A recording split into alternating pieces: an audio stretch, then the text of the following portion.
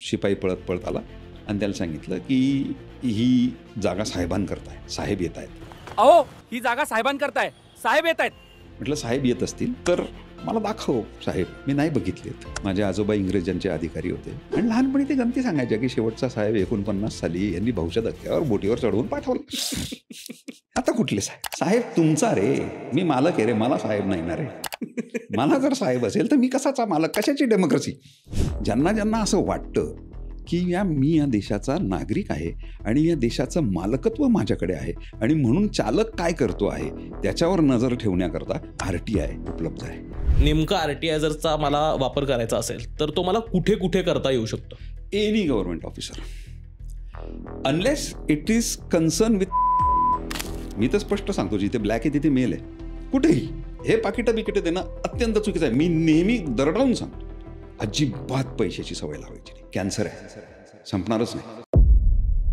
मी जर सरकार नियुक्त अधिकारी किंवा कुठलाही कर्मचारी नसेल तर माझ्यासाठीची आणि त्यांच्यासाठीची ट्रीटमेंट मला समाजात वावरताना कायम वेगळी दिसते. हो, पण मग याच फक्त अधिकाराचा वापर करून मी ती माझ्याकडे अथॉरिटी आहे असं कसं मानायचं? म्हणजे खरंच ती एक्झिस्ट करते का बाहेर? Who will take care of the system of the country? If not the owner of the country, who will do it?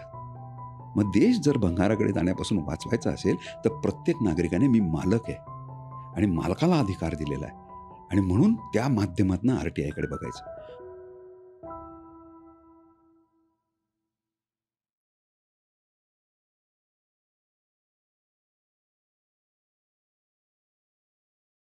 Hello, मी ओमकार जाधव आणि नागरिकशास्त्राच्या पॉडकास्टमध्ये तुमच्या सगळ्यांचं स्वागत करतो.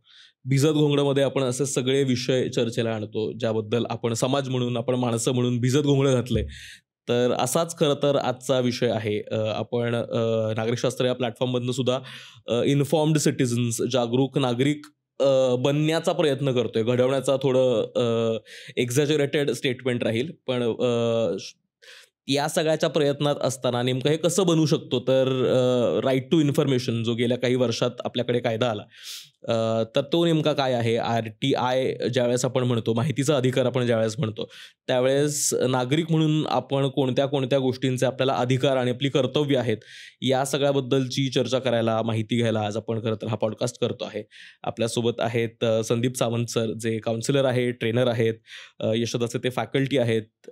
गेली अनेक वर्ष ते RTIचं ट्रेनिंग करतात. F फॉर इन्फॉर्म्ड सिटिझन्स नावाचं एक संस्थासुद्धा ते चालवतात आणि ते मास्टर रिसोर्स पर्सन आहेत DOPTद्वारे. तर खूप खूप स्वागत आहे सर तुमचं.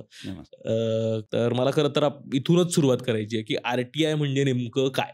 कारण ज्या पद्धतीनं RTI बद्दल ऐकलंय की राईट टू इन्फॉर्मेशन हे माहिती आहे, कारण आपण कुठल्याही सरकारी कार्यालयात गेलो तर आपल्याला माहिती आहे की काय शाड्या माणसाने तिथं जाण्याचं कामच नाही, कारण तिथे काम होत नाही.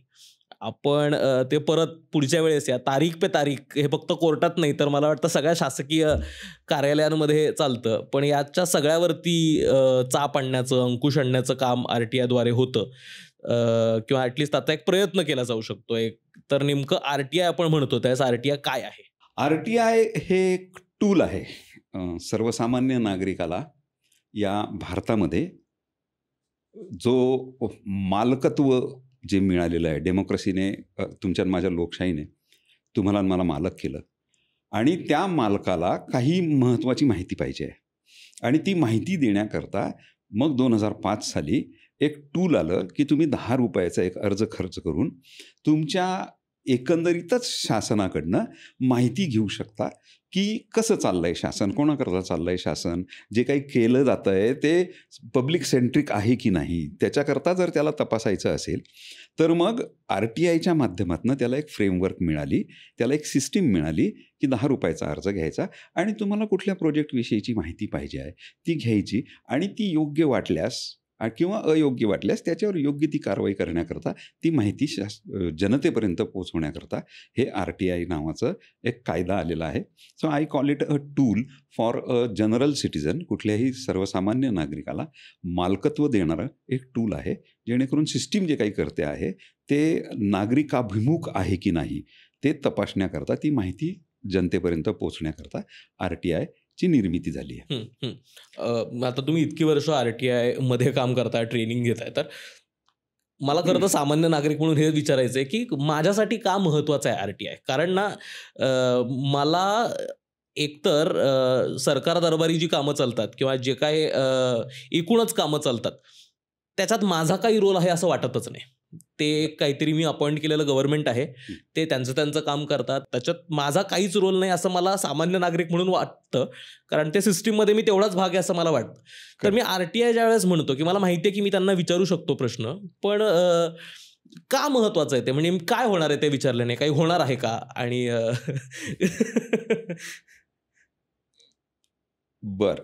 सर्वसामान्य माणूस म्हणून जर असा आपण विचार करत असू तर हा तुमच्या माझ्या वातावरणाचा परिणाम आहे की आपण सातत्याने गुलामीत राहिलो. म्हणजे भारताची निर्मिती झाली आणि शेती संस्कृतीची सुरुवात झाली, नोमॅड्स होते, दऱ्याखोऱ्यात राहत होते आणि नंतर मग शेतीचा शोध लागला आणि वस्त्या स्थापन झाल्या, गावं स्थापन झाले. त्याला साधारणतः 30-35 हजार वर्ष झाले असतील. या 30-35 हजार वर्षाच्या कारभारामध्ये सुरुवातीला आपण रजवाडी बघितली. कैक वर्ष छोटा राजा, मोठा राजा, हा राजा, तो राजा, या पद्धतीने शासन चालायचं. मोगलाई आली, मग नंतर मग वेगवेगळ्या मोगलांनी तुमच्या माझ्या देशावर सुमारे 700-800 वर्ष राज्य केलं. मोगलाईच होती शासन पद्धत, मोगलाईने चालायची. ब्रिटिश आले, ब्रिटिशांनी त्यांचं शासन चालवलं. एवढ्या प्रवासामध्ये फक्त 75 वर्षापूर्वी तुम्हाला मला लोकशाही मिळाली. लोकशाही मिळाली म्हणजे काय मिळाली तर हा सर्वसामान्य नागरिक या देशाचा मालक झाला. ही ओन्स दिस कंट्री आणि if he is the owner of the country he should have some right to understand की कारभार कसा चाललाय. आणि म्हणून हे RTI ज्यांना ज्यांना असं वाटतं की मी या देशाचा नागरिक आहे आणि या देशाचं मालकत्व माझ्याकडे आहे आणि म्हणून चालक काय करतो आहे त्याच्यावर नजर ठेवण्याकरता तुम्हाला हा टूल उपलब्ध आहे की yes you ask the system की कसा चालला आहे, इथे खड्डा पडला आहे, कधी पडला, कोणामुळे पडला. मग जर रस्ते बांधले गेले असतील आणि तिथे जर कॉन्ट्रॅक्टर नेमला असेल आणि त्याला जर एक्स अमाऊंट आपण दिला असेल, आपण दिला ना, चालकांच्या मार्फत दिला, पण तो पैसा तर आपला आहे ना. मग ज्याला ही भावना आहे की यार this is my money, this is my country, आणि who will take care of the system of the country if not the owner of the country, who will do it? Is Obama going to come? Is Trump going to come here? No. You as a citizen of country own this country and you need to take the ownership. आणि म्हणून प्रत्येक नागरिकाला हे लक्षात असलं पाहिजे की मी मालक आहे आणि तो चालक आहे आणि चालकाचा कारभार मालकाने तपासायचा नाही असं जर ठरवलं. समजा आपण एक बस विकत घेतली, तू आणि मी एक बस विकत घेतली, पैसा आला, बस विकत घेतली, कंडक्टरला आणि ड्रायव्हरला देऊन टाकली की बाबा रूट सिलेक्ट कर आणि तुम्ही तुमचं भाडे मारा, काही टप्पे करा आणि त्याच्यात नाही. समजा 2 महिने जर आपण त्यांच्याकडनं हिशोबच मागितला नाही, त्याला सवय लागून जाईल. अचानक 3 महिन्यानंतर जर तुम्ही हिशोब मागितला तर ते जीवावर येईल की हिशोब कसं काय मागायला लागले तुम्ही. अरे पण you are forgetting this belongs to them. ते हिशोब विचारतील. जर मालकाने हा हिशोबच विचारला नाही तर 5 वर्षांनी ती बस कुठे जाईल? भंगारात दिसेल ना. मग देश जर भंगाराकडे जाण्यापासून वाचवायचा असेल तर प्रत्येक नागरिकाने मी मालक आहे आणि मालकाला अधिकार दिलेला आहे आणि म्हणून त्या माध्यमातून RTIकडे बघायचं. दुर्दैवाने RTIकडे हा ब्लॅकमेलर्सचा ॲक्ट म्हणून बघितला जातोय. त्याच्याविषयी पण आपण डिटेलमध्ये बोलूच, त्याची चर्चा झालीच पाहिजे. पण मग एक सर्वसामान्य नागरिकाच्या डोक्यात हे असलं पाहिजे की he owns this country and he is answerable to his own condition. देशाच्या या संपूर्ण जर काही चांगलं वाईट असेल होत असेल त्याच्याकरता मालक जबाबदार आहे आणि त्या मालकाने ती जबाबदारी घ्यावी लागेल. तुम्हाला नुसते डेमोक्रेसीचे फ्रूट्स खाऊन चालणार नाही आहेत. You got right and you got duties to do. This is that duty. नुसता नागरिक म्हणून या भारतात वावरणं, पण मग मालक म्हणून ती जबाबदारी घेणं हे तुमच्या माझ्या देशाच्या पुढच्या पिढीला आणि या पिढीला करावं लागेल. यू आस्क द सिस्टम कसं काय चाललंय, कोणाकरता चाललंय. मग एवढा करोडो रुपये जो खर्च येतो टॅक्सचा, तो राईट डायरेक्शनने चालला आहे का नॉन राईट डायरेक्शनने चाललेला आहे. दुर्दैवाने भारताचा मालक उदासीन आहे आणि या उदास मालकाला आपल्याला तिथपर्यंत पोचवायचं आहे की तुला सिस्टीमला विचारायचा अधिकार आहे आणि तुम्ही तो सिस्टीमला विचारा आणि सिस्टीमने त्याची उत्तरं द्यायची आहेत आणि ते त्यांच्यावर कंपल्शन आहे. नाही दिले तर त्यांना फाईन आहे आणि म्हणून हा ॲक्ट अत्यंत महत्त्वाचा ठरतो तुमची माझी डेमोक्रेसी करता. भलेही या पिढीला त्याचा उपयोग होणार नाही, पण मग पुढच्या पिढीपर्यंत जर ही लोकशाही सशक्त करायची असेल तर मग असे जागरूक नागरिक असले पाहिजे. आणि प्रत्येक नागरिकाला मी मालक आहे या भूमिकेतनं त्याच्या ड्युटीज पण कराव्या लागतील.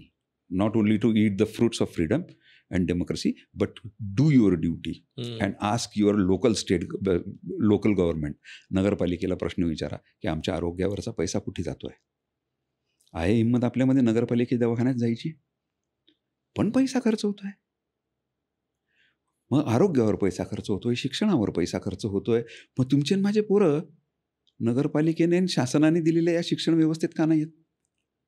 अहो आपलं तर सोडाच, पण मी मॅक्सिमम शासकीय कर्मचारी अधिकाऱ्यांना प्रश्न विचारला की तुमचे पोरं कुठे आहेत? तुम्ही जर महाराष्ट्र शासनाचे सेवक आहात आणि महाराष्ट्र शासनाची शिक्षण सेवा आहे तर तुमचे पोरं त्या सेवेचा लाभ का नाही घेत आहे? मग तिथे क्वालिटी नाही. मग तिथे जर क्वालिटी नाही तर who is responsible to regain this quality? Not you, not me. Who else will have to do this. आणि त्यांना मदत करण्याकरता RTI आणि राईट टू सर्व्हिसेस किंवा दप्तर दिरंगाईचा कायदा असेल किंवा दप्तर व्यवस्थापनाचा कायदा असेल, हे सगळे विविध जे सेंट्रिक कायदे आहेत, सिटिझन सेंट्रिक कायदे आहेत, यांचा वापर जास्तीत जास्त सगळीकडे होणे हे गरजेचं आहे. आणि मालकाने यापुढे मालकासारखा वागावा. आपण आता ज्यावेळेस म्हणतो की वेगवेगळ्या गोष्टींची माहितीचा अधिकार आपल्याला आहे, तर कुठल्या कुठल्या गोष्टींची माहिती मला मिळू शकते? कारण सामान्य नागरिक म्हणून मला काय काय प्रश्न मला शासन दरबारी विचारता येतात किंवा अधिकाऱ्यांना विचारता येतात याच्याबद्दलची जाण नसते. की मला एखादा माझा कुठलं तरी कागद अडकलाय किंवा वैयक्तिक कारणांसाठी RTI वापरता येऊ शकतो का, त्या पब्लिक इंटरेस्टमधल्या गोष्टी असाव्या लागतात त्याच्यासाठी वापरता येतो. नेमका RTI जरचा मला वापर करायचा असेल तर तो मला कुठे कुठे करता येऊ शकतो? Any government officer, unless it is concern with some security services. देशाच्या सुरक्षिततेविषयी जे काही संस्था आहेत त्यांच्याकडे RTI मर्यादित लागू आहे. त्यांना लागू नाही असं नाही, सगळ्यांना लागू आहे. मिलिटरी सर्व्हिसला पण RTI लागू आहे, पण तिथे 2च विषयांकरता लागू आहेत, ह्युमन राईट व्हायोलेशन आणि करप्शन. हे विषय तिथेही सूट नाहीत, त्यांना तेही लागू आहे. अदरवाईज जेवढेही म्हणजे मी तर म्हणतो 90% ऑफ द गव्हर्नमेंट ऑफिसेसला RTI ॲप्लिकेबल आहे. आणि पाहिजे ती इन्फॉर्मेशन, त्याला जी इन्फॉर्मेशन मालकाला पाहिजे, मालकाला काय वाटतं हे ठरवलं तर मालक राहणार नाही. त्याच्यामुळे त्याला काहीही प्रश्न विचारायचा अधिकार आहे आणि तो त्याने वापरला पाहिजे कुठल्याही सिस्टीममध्ये. As I said, only exemption is security services. अच्छा, तर ते सोडून मला कुठल्याही सरकारी अधिकाऱ्याला कुठल्याही पातळीवरच्या आणि कुठल्याही विभागातल्या मला काहीही प्रश्न विचारता येऊ शकतो? येस. आणि हे फाईल कसा करायचा असतो? मला समजा आता काय एखादी माहिती हवी आहे तर ती माहिती घेण्याची प्रोसेस काय असू शकते? म्हणजे मला तो ऑनलाईन अर्ज करायचा असतो, ऑफलाईन जाऊन कुणाला भेटायचं असतं, त्याचा खर्च किती असतो, ती माहिती देण्यासाठीची त्याच्या काही टाईमलाईन्स त्या अधिकाऱ्यांवरती असतात का की इतक्या वेळात ती मला माहिती प्रोव्हाइड करून द्यायची, असे काही नियम या सगळ्यातले आहेत का? RTI कुठल्या फॉर्मॅटमध्ये अर्ज करायचा असा फॉर्मॅट प्रिस्क्राईब नाही. अच्छा, तुम्ही साध्या कागदावर तुमच्या हस्ताक्षरात वरती एक लाईन लिहायची आहे, माहिती अधिकार अधिनियम 2005 प्रमाणे केलेला अर्ज. त्याला 10 रुपयाचं तिकीट लावायचं आहे. ज्या विभागाची माहिती तुम्हाला हवी आहे त्या विभागाच्या तिथे PIO असतात, पब्लिक इन्फॉर्मेशन ऑफिसर, माहिती अधिकारी असतात. त्या माहिती अधिकाऱ्याचं टायटल टाकायचं, तुम्हाला नाव माहिती असण्याची आवश्यकता नाही. अच्छा, तुम्हाला नगरपालिकेच्या बांधकाम विभागात अर्ज करायचा आहे, मग माननीय जनमाहिती अधिकारी, नगरपालिका बांधकाम विभाग, विषय.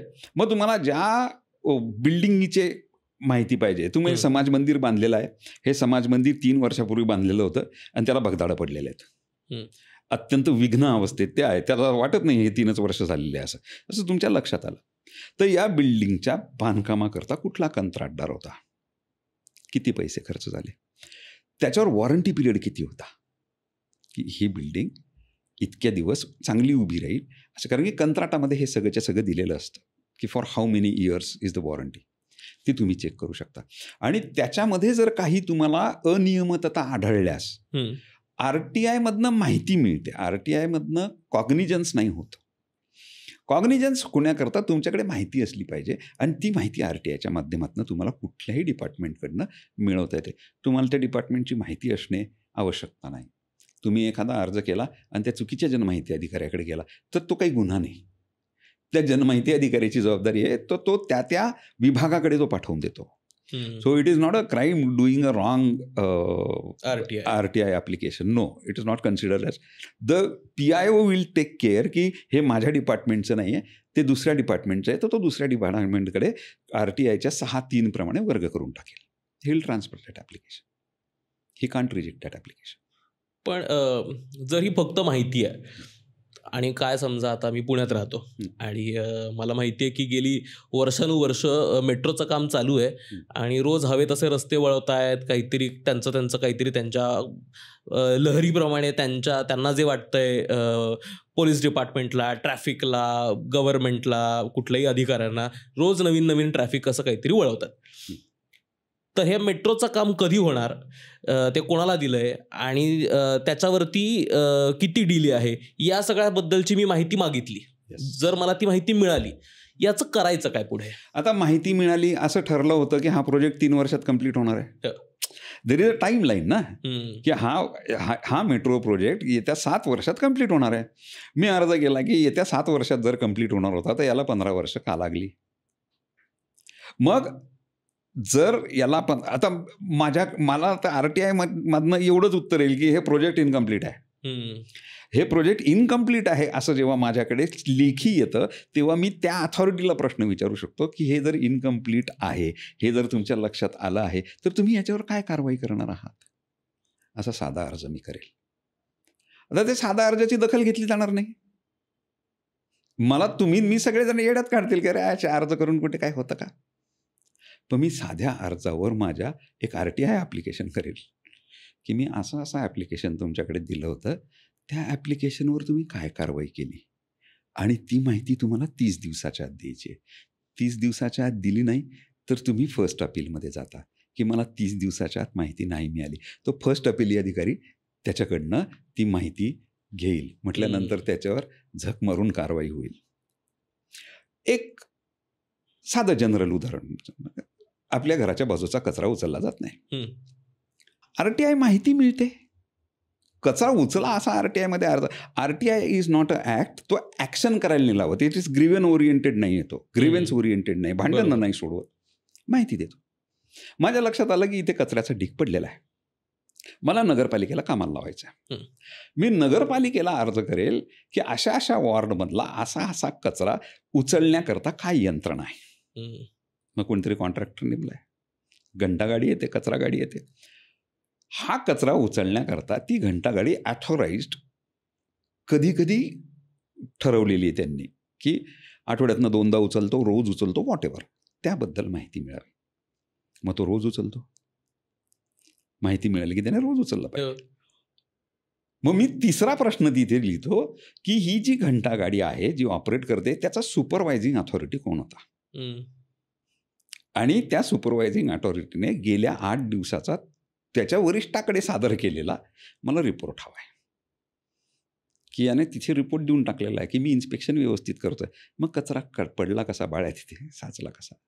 मग त्याचा वरिष्ठ अधिकारी त्याच्यावर कारवाई करेल आणि ताबडतोब दुसऱ्या दिवशी कचरा उचलला जाईल. तर असं पकडायचं आहे, ते असं उलटं पकडायचं आहे. त्याच्याकरता अभ्यास लागेल, त्याच्याकरता नागरिकांना सजग व्हावं लागेल. सजग त्या मालकीच्या मानसिकतेतनंच होईल तो. नाहीतर आहे नशिबात, ते नगरपालिकेचं काम आहे, ते असेच आहेत. या मानसिकतेला तडा कुठतरी जाऊन तुम्हाला आणि मला, या पिढीला ते सिरियसली घ्यावं लागेल आणि प्रत्येक सिस्टीमला विचारण्याचा एक सिस्टमॅटिक पद्धत आहे.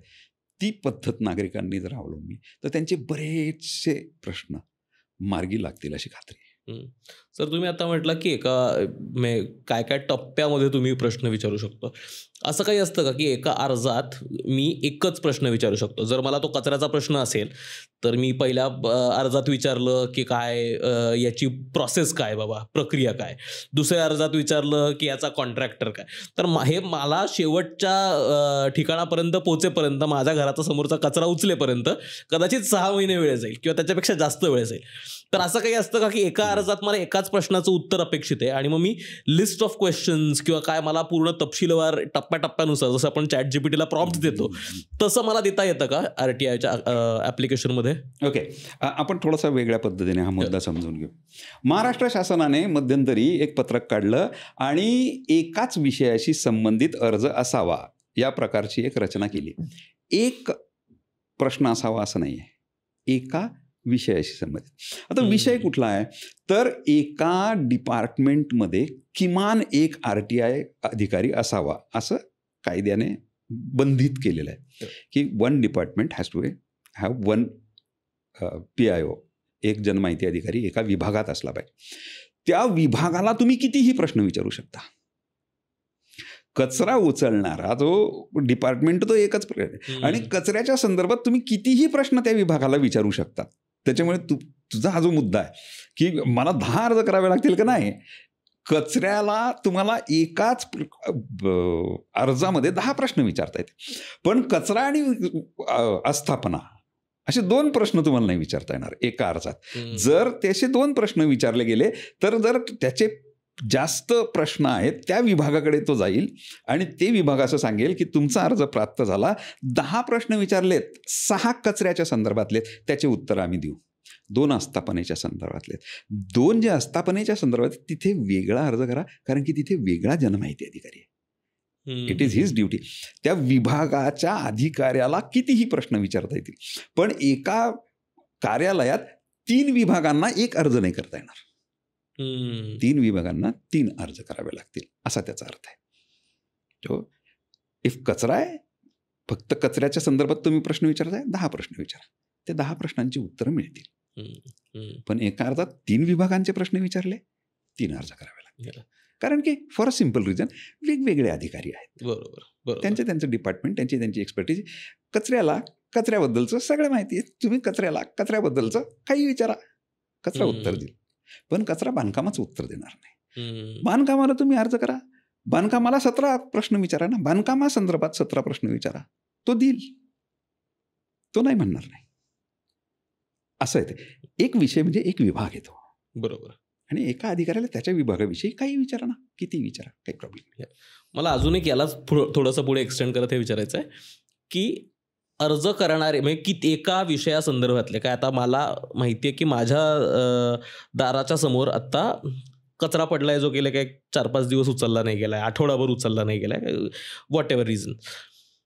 आता जर मी याच्या माहिती अधिकाराअंतर्गत मी एकट्याने अर्ज केला आणि माझ्या पूर्ण सोसायटीने अर्ज केला तर याचा काही परिणाम होतो का? म्हणजे एक व्यक्ती माहितीच्या अधिकाराखालीची माहिती मागणं आणि काय 50 लोकांनी अर्ज मागणं, मग त्या 50 लोकांमध्ये माझ्या सोसायटीचा सेक्रेटरी पण आहे, त्याच्यामुळे कोण मागतोय याने काही फरक पडतो का या सगळ्याला? माहिती अधिकार हा भारताच्या नागरिकाला दिलेला अधिकार आहे, संस्थेला नाही. सेक्रेटरी म्हणून तुम्ही असाल, पण तुम्ही नागरिक आहात ना, नागरिक म्हणून ते तुमचा अर्ज कन्सिडर करतील. या कायद्याने भारताच्या नागरिकाला अधिकार दिलेला आहे, त्याच्यामुळे कुठल्याही नागरिकाला उत्तर मिळेल. संस्था म्हणून अर्ज करता येत नाही, कारण की संस्थेला अधिकार नाही. संस्था मालक नाही आहे, नागरिक मालक आहे. त्याच्यामुळे हा अर्ज इंडिव्हिज्युअलच असतो. ग्रुपने अर्ज करणे अपेक्षित नाही, कारण नाही. ग्रुपने जरी केला तरी पहिला नागरिकाचा अर्ज म्हणून त्यांनी तो कन्सिडर करावा आणि एका नागरिकाला उत्तर द्यावं. संस्थेच्या लेटर हेडमध्ये संस्था माहिती मागते तर ते ॲप्लिकेबल नाही आहे. नागरिक मग त्या संस्थेचा, तुम्ही संस्थेचा लेटर हेड वापरा, कौस्तुभ जाधव सेक्रेटरी अमुक अमुक अमुक अमुक सांगा, कौस्तुभ जाधव या नागरिकाला उत्तर मिळेल. तुमचं टायटल काय आहे? तुम्ही खासदार आहात, तुम्ही आमदार आहात, तुम्ही संस्थेचे पदाधिकारी आहात, काही घेणं देणं नाही. You will be treated as a citizen of this country and they will answer to the citizen of this country. So संस्थेकरता नाही, नागरिकांकरता आहे. मला खरं तर परत इकडे यायचं आहे खरं तर आता, की आपण सुरुवातीपासून तुम्ही ती आपली एक अथॉरिटी आहे, आपण मालक आहोत, नागरिक म्हणून आपलं एक काहीतरी कर्तव्य आहे आणि ती ताकदही आहे की आपण जाब विचारू शकतो, उत्तर विचारू शकतो आणि ते देणं आन्सरेबल आहे. पण खरंच मला आपण माहिती अधिकाराबद्दलचा हा प्रश्न विचारतो आहे म्हणून खरं तर तुम्हाला हे विचारायचं आहे, कारण तुम्ही त्यात कामही करता. पब्लिक अथॉरिटी म्हणजे माझी इंडिव्हिज्युअल म्हणून याच्यावरची अथॉरिटी, सगळ्या कारभारावरची खरंच तितकी वायबल, तितकी मोठी आहे का? कारण मला त्याचं उत्तर बाहेर पडल्यानंतर तर नाहीच मिळतं. कारण ज्या पद्धतीनं मी कुठल्याही सरकारी ऑफिसमध्ये गेलो, ज्या पद्धतीनं कुठल्याही कचेरीतला अधिकारी माझ्याशी वागतो, अधिकारी सोडून द्या, पिऊन या पद्धतीनं वागतो, रस्त्यावरती कुठे गाडी लावलेली असते की मला खूप कॉमनली कुठेही एक भारत सरकार किंवा महाराष्ट्र शासन लावलेली गाडी कुठेही पार्क केलेली दिसते, पण मला तीच गाडी तिथे पार्क करता येत नाही. तर मी जर सरकार नियुक्त अधिकारी किंवा कुठलाही कर्मचारी नसेल तर माझ्यासाठीची आणि त्यांच्यासाठीची ट्रीटमेंट मला समाजात वावरताना कायम वेगळी दिसते. हो. पण मग याच फक्त अधिकाराचा वापर करून मी ती माझ्याकडे अथॉरिटी आहे असं कसं मानायचं? म्हणजे खरंच ती एक्झिस्ट करते का बाहेर? हा भयंकर मानसिकतेचा विषय आहे. हा प्रश्नच मानसिकतेचा आहे की तुम्ही मी समाजामध्ये वावरत असताना तुमच्या माझ्या डेमोक्रेसीने तुम्हाला मला मालक म्हणून जी काही राईट्स दिलेले आहेत ते राईट्सच तुमच्या माझ्या समाजात एस्टॅब्लिश झालेले नाहीत. ॲज आय अर्ली सेड की सुलतानी, राजेशाही आणि या सगळ्या वातावरणात हा भारताचा आत्मा गुलाम झालेला आहे आणि संविधानाने तुमच्या माझ्या डेमोक्रेसीने त्याला मालक म्हणून कागदोपत्री तुम्ही मालक आहात हो. They can't refuse you if you are technically correct. आणि तुम्ही जर तो आग्रह ठेवला की I am the owner of this country and I need this information, I need the services which are assured by you to deliver, तर ही ताकद तर आहेच तुमच्या माझ्या डेमोक्रेसीची. ही ताकद आहे की ती तुम्हाला मालक म्हणूनच ट्रीट करते. बाहेर समाजामध्ये समजा तुम्हाला तसं मिळत नसेल किंवा शासकीय कार्यालयामध्ये वातावरणात गेले तर मालक आले असं होत नाही. कोण तू, काय पद तुझी, कोण आहे तुझ्या मागे, कुठला पक्ष आहे तुझ्या मागे कुठली अथॉरिटी आहे, या इन्फॉर्मेशनने तुमची कामं होतात किंवा होत नाहीत. असं जरी वातावरणात असलं तरी कागदोपत्री असं नसतं. कागदोपत्री if you are right and if you are liable to that service you should get that service. या मानसिकतेने जर तुम्ही नामी वावरायला सुरुवात केली तर मग कदाचित याचे प्रश्न हळूहळू सुटायला लागतील. आणि ते तुम्ही जाणीव करून दिली पाहिजे की राजा तू जे बसलेला आहेस ना ते माझ्याकरता बसलं आहे. ते गंमत आठवली म्हणून सहज सांगतो. कार्यालय आमचं कार्यालय आमच्या कार्यालयात येतात. म्हणजे त्या पंचायत समितीचं नाव नाही घेत, पण पंचायत समितीच्या एका महिलेचा माझ्याकडे फोन आला. माझं त्यांचं ट्रेनिंग झालेलं होतं आणि या महाराष्ट्रातल्या 25,000 अधिकाऱ्यांकडे माझा नंबर आहे. इथे काही RTIचा काही प्रश्न असला की मला फोन येतोच. त्या ताई वजा असते ना अशी ती, त्यांचा फोन आला की म्हणे नागरिक माझ्या कार्यालयात येऊन आम्हाला प्रश्न विचारतात, इज दिस अलाउड? म्हटलं नाही, नागरिकांना तुमच्या कार्यालयात येणं अलाउड नाही. मग म्हणे काय करू शकता? म्हटलं बाउन्सर्स लावा आणि त्यांना अडवा. म्हणे हो असं आहे का? म्हटलं आहे, अँटी ट्रेसपासिंग लॉ आहे आपल्याकडे की you can trespass anybody's property. मग त्या म्हणे चालेल, मी BDO साहेबांशी बोलते. म्हटलं BDO साहेब काय करतात तिथे? म्हणजे BDO साहेबांशी का बोलणार तुम्ही? मग म्हणे ते बाउन्सर्स लावतील ना तुम्ही सांगितल्याप्रमाणे. म्हटलं BDO साहेब कुठे बसतात? ते म्हणे पंचायत समितीच्या कार्यालयात. हो म्हटलं तुम्ही तिथे बाउन्सर्स लावा पंचायत समितीच्या कार्यालयात, पण ते पंचायत समितीचं कार्यालय तुमच्या नावावर झालं आहे की नाही त्याची आधी खात्री करून बघा. ते तुमच्या सातबाऱ्याच्या उतारावर तुमचं पाहिजे ना, तुमचं जर आहे तर ते. मग त्या हसल्यात. त्या म्हणे नाही तसं नावावर तर होणार नाही म्हणे. म्हटलं का बरं नाही होणार? म्हणे ते तर लोकांचं असतं ना, शासनाचं असतं ते. मग म्हटलं लोक त्यांच्या कार्यालयात येतील ना. लोकांचं कार्यालय आहे ना ते, तुम्ही त्यांच्या कार्यालयात जाता आहात. आपुलकीने म्हणा हो तुम्ही आमचं कार्यालय असं, पण कुठेतरी लक्षात राहू द्या ना की हे लोकांचं आहे. It is public property. Public will come there. If you don't want public to come to your office, don't go to their office.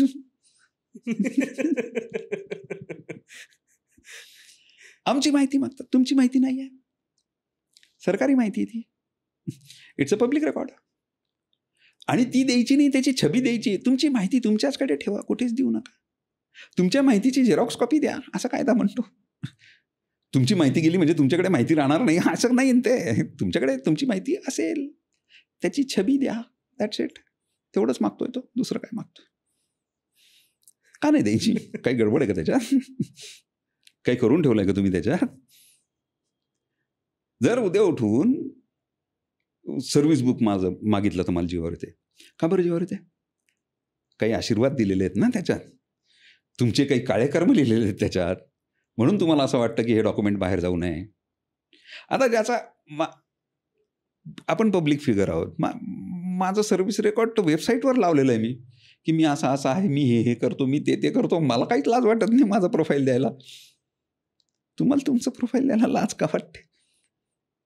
अर्थात त्याच्यातही खूप काही करता येतं. कलम नंबर 10 आहे. कलम नंबर 10च्या अंतर्गत काही गोष्टी तुम्ही गाळून टाकता येतात वगैरे वगैरे, सगळा अधिकार आहे. पण ही जी मानसिकता आहे की आमची माहिती आहे, आमची माहिती आहे, नाही, तुमची नाही आहे ती शासनाची माहिती. Any document given to any government officer to avail any kind of services or to prove any kind of qualification is a public document. तुम्ही कुठल्याही शासकीय यंत्रणेला विचारू शकता की संदीप सावंत यांची जात काय. यशोदाकडे माझी जात नाही आहे. यशोदा सांगेल नॉट अवेलेबल, कारण की ट्रेनर कुठल्या जातीचा असावा असं काही बंधन नाही. So it is not my qualification. तुम्ही जर तुमची सर्व्हिस तुमच्या जातीच्या आधारावर मिळवलेली असेल आणि ते जर सर्टिफिकेट तुम्ही दिलेलं असेल तर ते पब्लिक रेकॉर्ड झालं. ती तुमची वैयक्तिक राहिली नाही. वैयक्तिक ठेवायची असेल तर देऊ नका, पण क्वालिफिकेशन म्हणून जर ती दिलेली असेल तर it has to be public. माझी जात वेगळी आहे, मी वेगळ्या कॅटेगरीत नोकरी मिळवलेली आहे, झोल सर्टिफिकेट दिलेलं आहे, असं जर कोणी वाटलं आणि जर त्यांनी ती जात विचारली तर ती वैयक्तिक कशी असू शकते? भ्रष्टाचार करून घेतली ना ती, which is not allowed. So any document given to any public authority to claim any services or to claim any qualification can't be a private document. It has to be a public document. आणि त्याच्यामुळे बरेचसे जे प्रश्न यांच्या डोक्यात पडलेले असतात की ही वैयक्तिक आहे, ही वैयक्तिक आहे, ही वैयक्तिक आहे, तसे सगळी वैयक्तिकमध्ये जात नाही. फार थोड्या गोष्टी वैयक्तिकमध्ये जातात. आणि ज्या ज्या जनमाहिती अधिकाऱ्यांनी माहिती दिली आहे त्यांच्यावर कुठलीही कारवाई होत नाही. कारवाई कोणावर होते? ज्यांनी दिली नाही त्यांच्यावर होत आहे. त्याच्यामुळे जनमाहिती अधिकाऱ्यांना जर सुखाने जगायचं असेल, आनंदाने जगायचं असेल तर आपली माहिती ही पब्लिक रेकॉर्ड आहे आणि तो 10 रुपये भरतोय, त्याची झेरॉक्स आपल्याला काढून देणे, दॅट्स इट. पण सर हे ऐकल्यानंतर ना खूप आयडियल लॉ वाटतो. म्हणजे मी भारताचा मालक आहे, मी या देशाचा मालक आहे आणि त्याच्यासाठीचा जो काही अधिकार लागतो तो मला हा कायदा उपलब्ध करून देतो. पण मग हा कायदा इतका बदनाम का आहे? म्हणजे आपण कायम ते ब्लॅकमेलिंग सर्किट म्हणून याच्याकडे बघतो की कसे काही लोक त्या अधिकाऱ्यांना ब्लॅकमेल करण्यासाठी या अधिकाराचा, या कायद्याचा वापर करतात आणि काय पुन्हा त्यातनं पैसे लाटणे आणि मग खरं तर तुम्हाला त्या कुठल्या माहितीमध्ये इंटरेस्ट नाही आहे, तुम्हाला त्या समोरच्या व्यक्तीला ब्लॅकमेल करणं यात इंटरेस्ट आहे. आणि मग एकूणच म्हणजे आपल्याकडे कुठलीही गोष्ट जिचा फार जास्त चांगला उपयोग आहे तिचा तेवढाच दुरुपयोग होताना पण दिसतो. जिथे अधिकार आहेत तिथे दुरुपयोग आहे. अधिकाऱ्यांकडे अधिकार आहेत, त्याचा दुरुपयोग ते करू शकतात आणि पब्लिकला नडू शकतात आणि त्याला 4 चक्रा मारायला लावतात आणि त्याच्यानंतर त्याच्याकडनं काही गांधीजीचे फोटो मिळाल्यानंतर त्याचं काम करून देतात. हे काही वर्षापासून चालू. आता जिथे जिथे अधिकार आहेत तिथे तिथे गैरवापर होतच राहतो. आता हा नागरिकांना मिळालेला आहे, नागरिकांकरता आहे. सर्वसामान्य नागरिकाने याच्याकडे पाठ फिरवली. काही लोकांच्या लक्षात आलं की 10 रुपयात 1000 रुपयाचं सोराट लागतं. एक अर्ज एका तलाठ्याला करायचा किंवा ग्रामसेवकाला करायचा किंवा कुठल्याही अधिकाऱ्यांकडे करायचा आणि अडचणीतली माहिती मागायची, जी माहिती अशी पब्लिकली देता येत नाही, देता येणार नाही, त्याच्यात काहीतरी झालेलं आहे, अशा प्रकारची माहिती मागवली की मग त्यांना बोलवलं जातं आणि त्यांना बोलवल्यानंतर त्यांना पाकिट दिलं जातं आणि त्या पाकिटात मागितलेली माहिती नसते. त्या पाकिटात गांधीजीचे फोटो असतात. नागरिक ते फोटो बघतो, त्याला आपुलकी निर्माण होते आणि तो अर्ज मागे घेतो. यांचं काम होतं. मग अशी सवय जर नागरिकांना यांनी लावलेली आहे, एकाला दिली, त्याने त्याला सांगितली, त्याला पण दिली, ह्याला पण दिली, असं करत करत करत करत एक चुकीचा मेसेज गेला अधिकारी मला सांगतात की माहितीचा अधिकार आल्यानंतर आम्ही त्यांना बोलवून घेतो, त्यांना चहा पाजतो, त्यांच्याशी गोड बोलतो आणि त्यांचं काम करून देतो. मग ते अर्ज मागे घेतात. एखाद्या नागरिकाला कार्यालयात गेल्यानंतर तू जसा आधी बोलला, आपुलकी वाटत नाही, हडतूडचं वातावरण लिहिलं जातं. हॅलाय बेटा. आणि त्याच ओंकारने माहिती अधिकारात अर्ज केला तर तो तहसीलदार बोलवून घेतो. ज्या ओंकारला शिपायाने टरकवून पाठवून दिलेलं असतं त्याला तहसीलदार बोलवतो. 10 रुपयाच्या अर्जात 15 रुपयाचा चहा पाजतो, त्याची चौकशी करतो आणि मग त्याचं काम करून देतो. ओंकार अर्ज मागे घेतो. ओंकार, यापुढे तुला जर काम करून घ्यायचं असेल तर तू 10 रुपयाचा अर्ज करशील का सहज परत टरकवायला म्हणून त्या कार्यालयात जाशील? अर्ज वाढतील. आलाय काम करून द्या. त्याने 10 रुपये केलं की त्याचं कौतुक. म्हणजे नागरिकाच्या लक्षात येतं की आपण जर सर्वसामान्य नागरिक म्हणून जर तिथे गेलो तर हे हाडतूड करतात. तो भेटत पण नाही आपल्याला, त्याचा शिपाई त्याचं दर्शन पण देत नाही आपल्याला. आणि मी जर अर्ज केला तर तोच बोलवून घेतो, तोच शिपाई माझ्या घरी येतो, साहेबाने बोलवलेलं. या प्रकारचं वातावरण जर केलं तर अर्ज वाढतील ना तुमच्याकडे. आलाय तर काम करून द्या, do it and forget it. हे एक चालू आहे. आणि म्हणून नागरिकांना अर्ज करण्याकरता प्रोत्साहन तुम्हीच देता. सेकंड, तुम्ही जर त्याला सवय लावली, सो कॉल्ड ब्लॅकमेलर्स ज्याला आपण म्हणतो, मी तर स्पष्ट सांगतो, जिथे ब्लॅक आहे तिथे मेल आहे. कुठेही जिथे जिथे ब्लॅक आहे तिथे तिथे मेल करणारे उभे राहतील. आता जर हे जर थांबवायचं असेल, हे पाकिटं बिकिटं देणं अत्यंत चुकीचं आहे. मी नेहमी दरडावून सांगतो, अथॉरिटीनं सांगतो, ओरडून सांगतो, सगळ्या PIOsना सांगतो, माझ्या प्रत्येक शिबिरात PIOsना सांगतो, अजिबात पैशाची सवय लावायची नाही. कॅन्सर आहे, संपणारच नाही. तुम्हाला संपेल. कारण की एकाला दिलं दुसरा उभा राहील, तिसरा उभा राहील, चौथा उभा राहील. आता हा जो आहे ज्याला 1000 रुपये तुम्ही दिलेले आहेत तो त्याची सक्सेस स्टोरी सांगतो त्याच्या ग्रुपमध्ये. मग दुसऱ्या एखाद्या कामगाराला वाटतं की मी सकाळपासून संध्याकाळपर्यंत माझ्या फॅक्टरीत कामाला जातो, 700 रुपये मिळतात, याला 1000 रुपये मिळतात आणि याला साहेब साहेब म्हणून ट्रीट करतात, लोक यांना साहेब साहेब म्हणायला लागलेले आहेत. मग तो पण गँग जॉईन करतो. असे बरेच गँग्स बऱ्याच जिल्ह्यात फिरत आहेत. पाकिटं देणं आणि पाकिटं घेणं दोघं चुकीचं आहे. देणाऱ्यांनी पाकिटं बंद करावीत. आपला कारभार स्वच्छ ठेवा. माझ्याकडे लायसन्स नाही, माझी गाडीचा RC एक्सपायर झालेला आहे, किती पोलीस अडवतील, किती पोलिसांना पैसे देऊ, गेट इट रिन्यूड. येऊ दे पोलिसांनी शिटी मारली, त्याला दाखवा कागद. तुमचे कागदपत्र व्यवस्थित नाहीत म्हणून तुम्ही ब्लॅकमेल होणार. हे पोलिसांनीच आम्हाला शिकवलंय आणि नागरिक आता त्यांना शिकवत आहेत की नको देऊ पैसे, नको मला माहिती दे. तो म्हणतो माहिती नको घेऊ, हे घेऊन जा. मग तो त्याला सांगतो की त्याला ही माहिती माग, तो ते देतो. वाढवले तुम्हीच ना.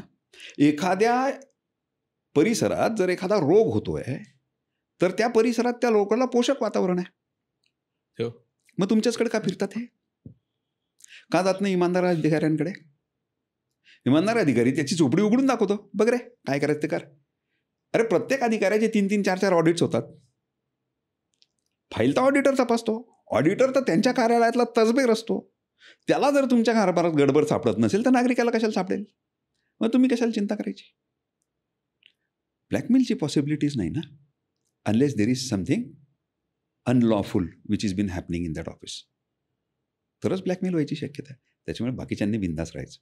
काय ब्लॅकमेल होत नाही. आपण ब्लॅक करायचं नाही, आपण मेल होणार नाही. मला खरं तर हे ऐकल्यानंतर असं वाटतं की ज्या भ्रष्टाचाराला आळा बसावा म्हणून हा कायदा खरं तर अस्तित्वात आला, या पद्धतीच्या गोष्टींमुळे त्याच्यातच आणखीन भर पडते असं नाही वाटत का? म्हणजे एक भागीदार वाढला. भागीदार कोण वाढला? ज्याने माहिती विचारली तो भागीदार वाढला. तेवढंच झालं ना. हां, मग भारताचे नागरिक म्हणून तुम्ही तुमची भागीदारी दाखवा. एका प्रश्नावर जर 100 अर्ज आले तर किती अर्जांचं सेटलमेंट होईल? तो विषयच क्लिअर करावा लागेल ना. ते कागदपत्रच शेवटी क्लिअर करावे लागतील. या भारताच्या नागरिकाची ही जी उदासीनता आहे, ही उदासीनता कुठेतरी थांबली पाहिजे आणि या कारभारामध्ये स्वच्छता आली पाहिजे. या उद्देशाने हा कायदा आला होता. To create transparency, to create accountability and to create inform citizenry so that contention of corruption will happen. भ्रष्टाचाराला आळा बसेल. कसा बसेल? तर ट्रान्सपरन्सी निर्माण झाल्यानंतर, अकाउंटेबिलिटी निर्माण झाल्यानंतर. कोण करेल? तर इन्फॉर्म सिटीजनर करेल. आणि म्हणून मग सिटीजन्सची जागरूकता जी तुमच्या चॅनलच्या माध्यमातून किंवा आमचे पण काही प्रयत्न आहेत, या माध्यमातूनच भारताची डेमोक्रेसी हेल्दी होईल. भारताची जर डेमोक्रेसी हेल्दी ठेवायची असेल तर ह्या ॲक्टिव्हिटीज झाल्याच पाहिजे. आणि मालकाने, परत एकदा सांगतो, मालकासारखंच वागलं पाहिजे. He should take this ownership of this country. Absolutely right. एकतर ना मला हा पर्स्पेक्टिव्हच कायम आवडतो की आपण खरं तर त्यांच्या कार्यालयात जाऊन आपण त्यांना कागद नाही मागतो, ते आपल्या कार्यालयात तात्पुरते बसलेत आणि आपण आपलंच काम करायला त्यांच्याकडे चाललोय. हा जो पर्स्पेक्टिव्ह आहे, मला वाटतं या पर्स्पेक्टिव्हने नागरिक म्हणून कधी आपल्याला एनकरेजच केलेलं नाही कुणी या पद्धतीनं वागायला. कारण अर्थात आपण त्या पद्धतीनं वागायला लागलो तर त्यांच्याच गळ्याशी येणार आहे सगळं प्रकरण. पण मला खरं तर एक प्रश्न पडतो की खरंच RTI, म्हणजे आता तुम्ही इतकी वर्ष RTI मध्ये काम करता, खरंच RTI अंतर्गत मला अपेक्षित काम, जर माझ्याकडे कुठल्याही पद्धतीचा टायटल नाही आहे, जर मी विचारलेले प्रश्न खरंच टोकाचे आहेत, ज्यामुळे सरकारला किंवा त्या अधिकाऱ्यांना किंवा त्या डिपार्टमेंटला किंवा काही संबंधित व्यक्तींवरती प्रश्नचिन्ह उभे राहू शकतात, तर अशा वेळेस जे खरं तर काही क्लिष्ट प्रकरण आहे किंवा काय जे अत्यंत महत्त्वाच्या गोष्टी आहेत, सिक्युरिटी सोडल्यास, तर खरंच माझं काम होण्याची शक्यता कितपत असते? म्हणजे असं नाही होणार का की मला ते अधिकारी म्हणतील की नाही, मी ही माहिती तुम्हाला देऊ शकत नाही किंवा तुमचा अर्ज काय खारिज करतो किंवा मग व्हॉट एव्हर रिझन्स, किंवा ते काय, मला आता तर माहितीच आहे की भ्रष्टाचार तिथेही आहे त्या बाजूला, तर मला ते एक पाकीट सरकवण्याचा प्रयत्न करतील, कदाचित आणखीन जाड पाकीट सरकवलं जाईल, कदाचित वेगळ्या पद्धतीनं माझ्यावर दबाव आणला जाईल किंवा जे काही होईल. तर ज्यावेळेस मी ही माहिती विचारतो आहे, मला हे तर कळलं की मला हा माहिती विचारण्याचा अधिकार माझ्याकडे आहे, पण देण्याचाही अधिकार त्यांच्याकडे आहे का? आणि खरंच ती क्लिष्ट माहिती माझ्यापर्यंत मिळून माझं काम होण्याची शक्यता किती आहे? कारण मी अर्ज करणार म्हणजे मी परत काहीतरी एक मोठ्या चक्रात अडकणार, मोठं काहीतरी एक परत माझ्या मागे एक लचंड सुरू होणार. नागरिक म्हणून एवढं सगळं करण्याची जबाबदारी मी एकतर घेतो आहे, तर त्यातनं काम होण्याच्या शक्यता कितपत आहेत प्रॅक्टिकली स्पीकिंग? 100%, 100%. 100%. हो, तुम्हाला माहिती मागण्याचा अधिकार आहे आणि त्यांना माहिती देण्याचं बंधन आहे, त्यांना द्यावं लागेल. त्याने नाही दिला, फर्स्ट अपीलमध्ये जायचं, फर्स्ट अपीलने नाही दिला, सेकंड अपीलमध्ये जायचं, कमिशनरकडे जायचं, कमिशनरच्या लेवलने आदेश निघतात आणि त्यांना माहिती द्यावी लागते. 3 Ps खूप महत्त्वाचे: पेशन्स, परसिस्टन्स आणि परसिव्हरन्स. ह्या जर 3 Ps तुझ्याकडे असतील किंवा कोणाकडेही असतील तर 100% त्याचं काम होईल. 100%. पेशन्स, पाठपुरावा, परसिस्टन्स आणि परसिव्हरन्स.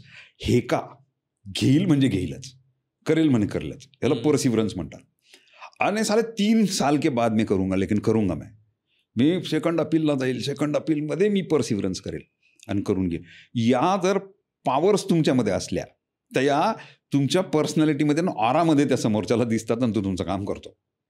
आणि हे जर नाही झालं तर परत 3 P वापरायचेच बॉस. पेशन्सच वापरायचा, ते परसिस्टंटली वापरायचा आणि परसिव्हरन्सच ठेवायचा. 100% होणार, 100% काम होणार, काहीच अडचण. 3 Pची ताकद असली पाहिजे, बरोबर, ती ठेवा. नाही, मग हे विचारण्याचं कारण हे ना, कारण नाही, कायदाच तुमचा माझा सर्वसामान्यांच्या कल्याणाकरता लिहिलेला आहे. We are a welfare state, we are a justice state, we are a state of equality. या कॉन्स्टिट्यूशनने यांना जन्माला घातलेला आहे आणि कॉन्स्टिट्यूशनने यांना जन्माला घालून यांच्यावरती जबाबदारी दिलेली की हे करा. त्याच्यामुळे कागदोपत्री तुम्ही मी खूप स्ट्रॉंग आहोत. A common man is the most powerful person in the democratic situation. हे तो विसरतोय. तुमची आता ही मानसिकता आली आहे ना, तुमच्या माझ्या समाजातनं मानसिकता आली आहे की अरे ते साहेब आहेत, साहेब गेलेत. हो, मी एक सहज गंमत म्हणून मुंबईला होतो इतके वर्ष, त्याच्यामुळे पार्किंग कुठे करायची नाही याचा भान. नाशिकला आल्यानंतर आमच्या इंडियन ओव्हरसीज बँक आहे, तिथे गेलो, गाडी लावली आणि बँकेत जायला लागलो. शेजारी म्हाडाचं ऑफिस होतं. तो शिपाई पळत आला आणि त्याला सांगितलं की ही जागा साहेबांकरता आहे, साहेब येत आहेत. म्हटलं साहेब येत असतील तर मला दाखव. साहेब मी नाही बघितलेत. माझे आजोबा इंग्रजांचे अधिकारी होते आणि लहानपणी ते गमती सांगायच्या की शेवटचा साहेब 49 साली यांनी भाऊच्या धक्क्यावर बोटीवर चढवून पाठवलं. आता कुठले साहेब? तो बघितला माझ्याकडे शून्यासारखा बघत राहिला. साहेब तुमचा रे, मी मालक आहे रे, मला साहेब नाही ना रे. मला जर साहेब असेल तर मी कसाचा मालक? कशाची democracy? We are a democratic state. आणि म्हणून कागद खूप स्ट्रॉंग आहेत तुमच्या माझ्या बाजूने. त्याचा भान तुम्हाला मला असला पाहिजे, हा आग्रह तुमचा माझा असला पाहिजे की नाही साहेब तू तुझ्या स्टाफचा, मामलेदार साहेब त्याच्या तलाठ्यांचा, मामलेदार सर्वसामान्य नागरिकाचा साहेब कसा असू शकतो? आणि तो जर साहेब असेल तर तुमच्या माझ्या डेमोक्रेसीला काय अर्थ आहे? ते चालक आहेत, तुम्ही मालक आहात. मालकाने मालकासारखंच वागा. आणि हाच आग्रह असावा तुमचा माझ्या पिढीचा, हा असावा. आणि तुमच्या माझ्या पुढच्या पिढीचा पण हाच असावा की we own this country, you serve this country. काही जबरदस्ती केली होती तुम्हाला? सुरुवातीच्या काळात लोक म्हणायचे ते, मी एकदम सुरुवातीला जेव्हा 2006 साली वगैरे जेव्हा ट्रेनिंगला जायचो तेव्हा मी गॅझेटेड ऑफिसर्सला विचारायचो. गॅझेटेड ऑफिसर्स सांगायचे आम्ही शासनाची सेवा करतो.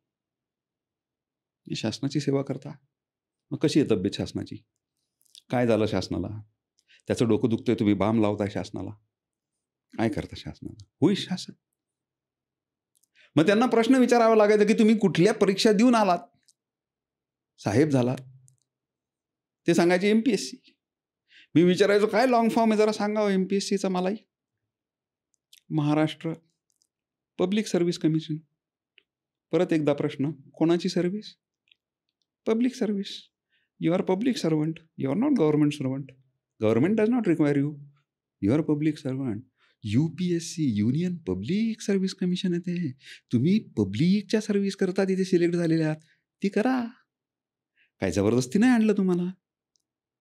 का कमिशनर निघाले आणि नगरपालिकेचे कमिशनर निघाले, महानगरपालिकेचे, त्यांना भरती करायची आहे.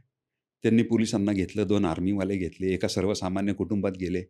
त्या कुटुंब प्रमुखाच्या डोक्यावर बंदूक लावली आणि त्याला सांगितलं की नगरपालिकेला 2 कर्मचारी हवेत, तुमच्या कुटुंबाचा एक सदस्य द्या, नाही तर ओढून टाकू.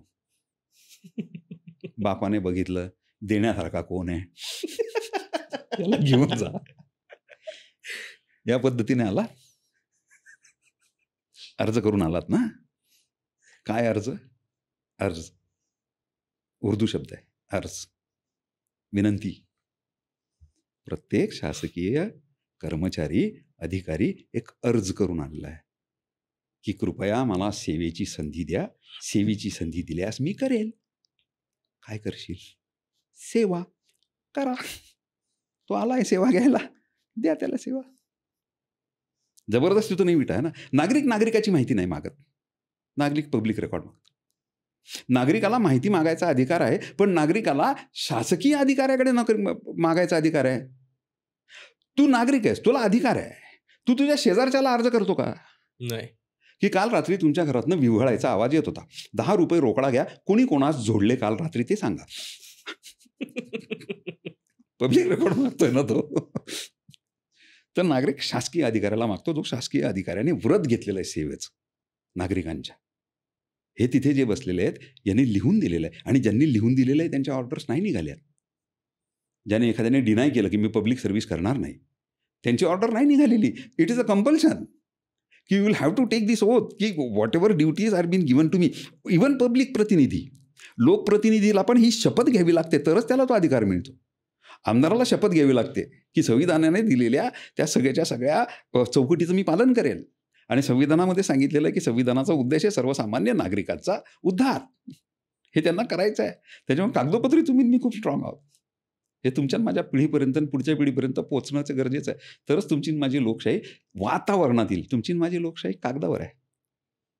पण ठीक आहे ना, 35,000 वर्षाच्या या कार्यकाळामध्ये 75 वर्ष झाले, बाल्य अवस्थेत आहे, अजून रांगत पण नाही आहे.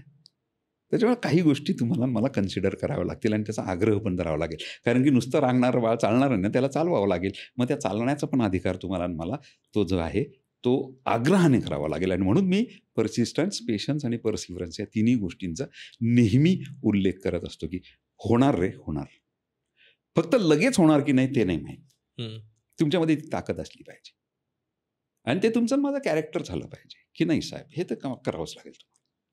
तुम्ही इथे नाही केलं तर तुमच्या वरिष्ठ अधिकाऱ्याकडे जाईल, त्याने नाही केलं तर त्याच्याही वरिष्ठ अधिकाऱ्याकडे जाईल, नाही केलं तर मी न्यायपालिकेकडे जाईल, पण हे काम करावं लागेल. हा आग्रह ठेव डोक्यात आणि नंतर प्रश्न विचारा, तुम्हाला उत्तरं मिळायला लागतील ना. You will get the answers. आपण ऑलमोस्ट शेवटाकडे आलो आता. तर मला खरं तर हेच विचारायचं आहे की आपण नागरिकशास्त्रावरती बोलतोय, नागरिकांबद्दल बोलतोय, इन्फॉर्म्ड सिटिझन्स, जबाबदार जागरूक नागरिक यांच्याबद्दल बोलतोय. तर तो तुमच्या मते तो जबाबदार आणि जागरूक नागरिक कसा दिसतो? सामान्य दिसावा, सर्वसामान्य माणसांपैकीच असावा, सर्वसामान्यांसारखाच वागावा. म्हणजे कसा?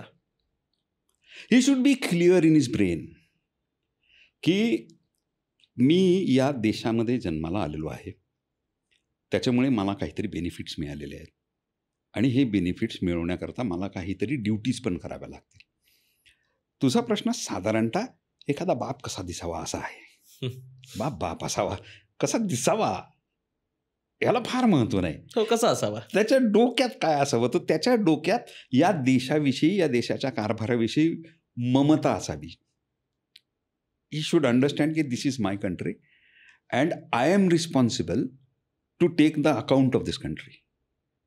आणि त्याच मानसिकतेने एखादं पोरगं चुकत असेल, पण मग बाप त्याला इतकी कडी नाही सजा देत ना, त्याला शिस्त लावतो. मग तुम्हाला मला बापासारखं या देशाच्या सिस्टीमवर प्रेम करावं लागेल, कधीतरी मास्तरासारखं कडक व्हावं लागेल आणि कधीतरी आईसारखी माया पण लावावी लागेल. सिस्टीमला आपलीच आहे ना, ती आपणच बनवली आहे ना, ती आपणच सुधरू ती. ह्या मानसिकतेतला असावा खरा देशाचा नागरिक. या देशावर प्रेम असावं, ह्या सिस्टीमबद्दल आपुलकी असावी आणि आपुलकी असेल तरच त्याच्या कर्मामध्ये ती कठोरता पण येईल आणि ती माया पण असेल. It's not bad. आपलेच भाऊबंद आहेत ते सिस्टीममध्ये, आपणच निवडून दिलेले आहेत ते लोकप्रतिनिधी, त्यामुळे त्यांच्यावर चिडणं हे सोल्युशन नाही आहे. पण ही मानसिकता की I belong to this country and this is my country and जसे मला बेनिफिट्स मिळत आहेत तसे माझे अधिकार पण आहेत, ते अधिकार सोडता कामा नये. आणि म्हणून बापाला कोणी अधिकार नाही दिले, तिथे काही अपॉइंटमेंट लेटर नाही, आईला काही अधिकार नाही आहेत, दिलेले नाही आहेत, पण तिच्या वागणुकीतनं, तिच्या मानसिकतेतनं ते आलेलं आहे आणि तिचा प्रत्येक टच आपल्याला ते व्हायब्रेशन पोचवतो. तसा मालक असावा, भांडणारा नसावा, चिडखोर नसावा, भांडण कॉरलसम नसावा, पण ॲट द सेम टाईम जबाबदारी स्वीकारून सिस्टीमला मायेने म्हणा किंवा कधी कधी थोडंसं कठोर होऊन म्हणा, पण सिस्टीमला लाईनीवर आणणारी मानसिकता असावी, असं मला मनापासून वाटतं. That should be the Indian citizen. Yes, thank you so much sir. म्हणजे या पर्स्पेक्टिव्हने आपल्याच लोकशाहीकडे, आपल्याच डेमोक्रेसीकडे बघण्याचा दृष्टिकोनच कधी मला कुणी दिलाय असं वाटत नाही. म्हणजे आपण कायम म्हणतो की सगळे जे लोकसेवक आहेत ते सर्वंट्स आहेत, अधिकारी सुद्धा सर्वंट्स आहेत, पण आपली सुद्धा काय मानसिकता असली पाहिजे मालक म्हणूनची. जर आपण मालक असू आणि तो मालकी हक्क जर सगळ्या गोष्टींवरती दाखवायचा असेल तर एक काय दृष्टिकोन असावा, काय पर्स्पेक्टिव्ह असावा, याच्यावरती बरीच चर्चा झाली माहिती अधिकाराच्या अंतर्गत. तर खूपच मजा आली, काहीतरी डोळे उघडल्यासारखे झाले, अंगावर शहारे आले, उगाच काहीतरी त्याचं सशक्तीकरण वगैरे आपण म्हणतो ना, तसं आतून एम्पावर्ड वाटलं खरं तर. खूप खूप आभार तुमचे. तुम्हाला आजचा एपिसोड कसा वाटला नक्की कळवा. मला वाटतं एक गोष्ट मला आज इथून जाताना कळली आहे, ती म्हणजे सरकारी अधिकारी बाकी कशालाही घाबरत नसतील तर ते कागदी घोड्यांना नक्की घाबरतात. तर जर आपण तो एक अर्ज केला आणि त्यांना आपल्याला हवी असलेली पब्लिक इंटरेस्टमधली जर माहिती मागितली तर ते देणं त्यांचं काम आहे. ती कोणत्याही पद्धतीची असली तरी ते देणं त्यांचं कर्तव्य आहे आणि ते मागणं आपलं कर्तव्य आहे. तर मला वाटतं यात कुठेही न धजावता आपण ही गोष्ट कुठल्याही गोष्टी आपण या सरकार दरबारी शासन दरबारी आपण ही मागू शकतो आणि ते देण्याचं त्यांना बंधन आहे. तर खूपच कम्फर्टिंग तर आजचा पॉडकास्ट झाला. खूप खूप आभार सर तुमचे. तुम्हाला आजचा एपिसोड कसा वाटला नक्की कळवा आणि आपल्या सगळ्या फॅमिली ग्रुप्सवर पाठवायला विसरू नका. धन्यवाद.